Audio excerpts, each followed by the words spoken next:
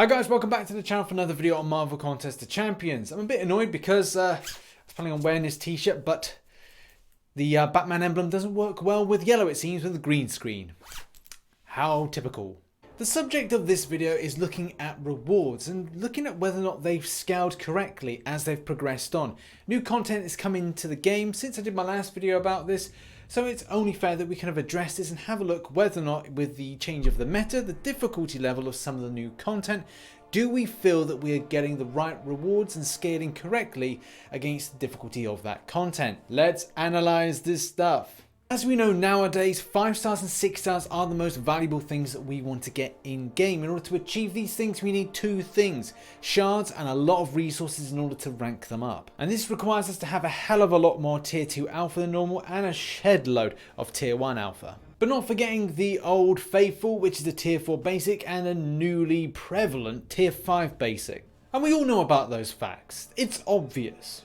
With all that being said, let's have a look at 2018's new additions and improvements to content rewards giving, and at the same time, what can Kabam do in 2019 to improve the scaling of rewards, because it's not going to be perfect, and I'm not trying to say that we should be given stuff for free and have it thrusted, but there is a little bit of a meet me in the middle type scenario where it does feel that with changes in the game, the rewards should improve with it. To start off with, Kabam seemed pretty much on the case of, as of now, it hasn't been that good to the start of the year, but now it seems to be thrusting in newer type content which has improved difficulty in order to give back a better scaled reward. With the extra difficulty in this month's champion clash, it is fair to say that Kabam do identify where they've got to make certain improvements, and it does look like it is here. So having gold as an addition, and a significant amount of gold, as well as signature stones and 6-star shards, is one thing. That's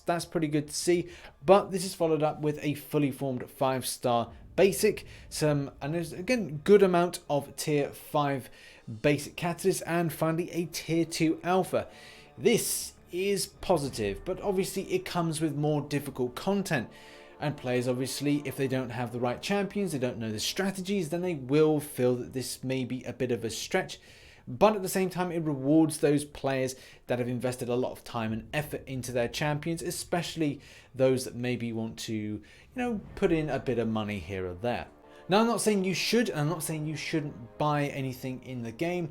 That's a thing nowadays. Microtransactions there in every single game. It's no surprise that this game does it. And at the same time, you can go a bit too far. I always think now and again it's nice to just buy something in the game that helps support the developers, but for those who put an extensive amount of money in, it is a little bit scary. As we know, Labyrinth of Legends has been around for a while, so it's only fair that something was added into the game in order to, well, quench the thirst of those that wanted more difficult content and at the same time wanted to get better rewards back. Ultron's Assault facilitates that for players and does add an improved amount of rewards.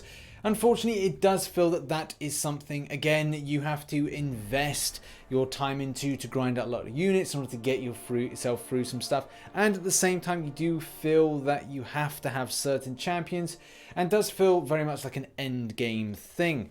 The reward side of things are good. I mean, they could be comparable to things that are in Labyrinth of Legends.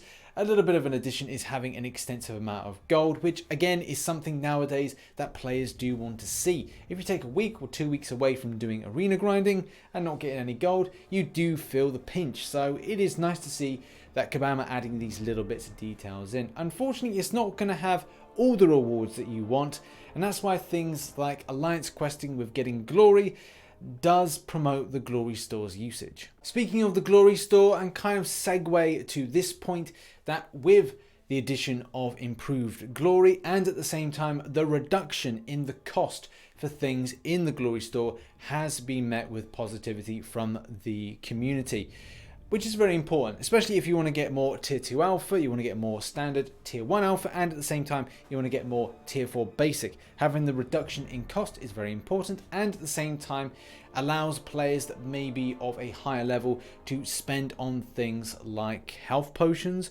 which are going to be of benefit when it comes to doing Alliance Wars, which, as we know, the Alliance Wars seasons has changed. Alliance Wars seasons changed to a shorter time period is somewhat good. I personally think that it's alright. I've never been a massive fan of Alliance Wars, and that's just because it's a full-time job and things around it. Sometimes it doesn't work out, and especially having Alliance Quest and limited access to certain champions based on defense placements and offensive placements has, you know, that's my reason. A lot of players will differ from that, and that's fine. You're entitled to your own opinion on the matter. But the rewards obviously have scaled it down a little bit since we used to have that month-long thing. So it's good. It means that you're kind of getting those rewards a little bit more quicker. So there are somewhat small positives to this. And as things scale with the game, you'll find that those will improve from time to time. Okay, on to Arena. This is the point where, for me, my personal opinion against maybe other people's do kind of clash a little bit. So my own thought process behind a lot of this is Catalyst Clash goes some way to improve the milestones. It's a shame it hasn't been around for a long time, especially there was about a year where you really wanted the current changes to the milestones. And the current changes are that you're able to get a lot more from grinding out. So for example, we've now got something not 800,000, which it used to be before, but 800,000, 1.15 mil, and then at 1.6 mil. So it's good to see those improvements. The same thing goes for the tier 4 basic, which if you get to 2 mil, you get 2 tier 4 basics. So there's swings and roundabouts with here. So the positives are, yes, it's changing. The bad side is you've got to grind out a little bit more, a lot more. Depends on where you are in the game as to how much you can achieve by that. This is the point where I think change is really needed. We talked about this in Marvel Contest of Champions news, and on the forum they raised this, and Kabam Mike said, no, we don't make any plans to change this. But I do think this is a point where it does need to change. The Sunday Arena, the Crystal Cornucopia, and the Crystal Splash, something that could be a more interesting, grindable event. This is the point where it's Sunday, everyone's chilling and they're relaxing. And, you know, have this pop up would be a real nice thing. You know, you're sitting down, relaxing, you're watching something on the telly, and at the same time you're grinding out. Having something of 6-star shards, 5-star shards as an option to have would be great. Extra edition, and granted it's all about crystals and Crystal Cornucopia, but at the same time there could be something more on offer. Especially if you consider the fact if you grind at any other arena, the amount of points that you put in would be attributed to getting something that was, boom, mediocre. So yeah, that's a bit disappointing. And positives where positives due, and it is good to see a 5-star arena, especially to get 6-star shards. This is a good opportunity to get them through this means. Unfortunately, you will have to put a lot of points in. And nowadays, I always say to people, if you want to get a load of 5-star shards out of this arena here, then it's important to do about 12.5 mil, and you'll be set to get a good amount of 5-star shards, with hopefully a minimal amount of effort, but you have to have a good enough roster that's kind of stocked to reach that goal. And most other arenas are good opportunities. If there's a basic on offer, then chances are, if it's not a popular one, will largely go for about 1.8 mil. If it's a really popular champion, like for example Domino's on at the moment, looking at about 4.4. So always make those opportunities where you can. But it would be nice to see lots of improvements to this in the future, especially maybe with an option to get more gold from the arena, as it's quite minimal sometimes when you're grinding out to get it. Sometimes you just don't get so lucky when it comes to uncollected arena crystals. Either way, it's good to see a scaling up of the standard event quest rewards, and also the little side events that come with any new event that's been put in. As long as Kabam scale these correctly and don't make them completely overkill with difficulty, then I think that means for a very happy community versus what the developer puts out. And also, if we see good enough scaling with the standard acts, then that's going to be good, with Act 6 being the final act in the story series. It'll be quite exciting to see the way that Kabam are taking this as a storytelling format. My final thoughts and opinions on the scaling of rewards are that I do feel Kabam are doing a better job in the last 6 to 8 months than they've ever done in scaling the rewards upwards with the changes, especially with the Catalyst Clash stuff. They're reducing in cost of glory, and even though that's not attributed to rewards in any case, but it is important that they give that huge amount of glory out to players, so then obviously they can balance the books and have a look at what needs to be bought in what kind of sequence. That is really important. So it's kind of Alliance Quest rewards.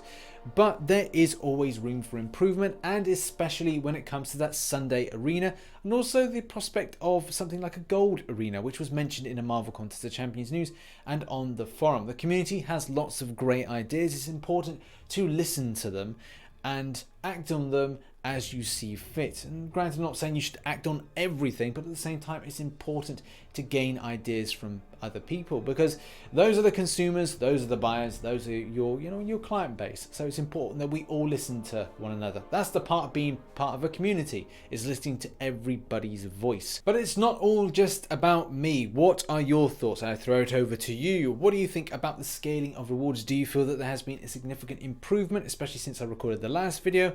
Or do you think BAM still have work to do? And at the same time, do you think that the level of difficulty is then comparable to what then you get out of it? Leave your thoughts in the comment section below. I've been RichTheMan. Make sure to like, share and subscribe, and as always, I shall catch you in the next video. Bye bye for now.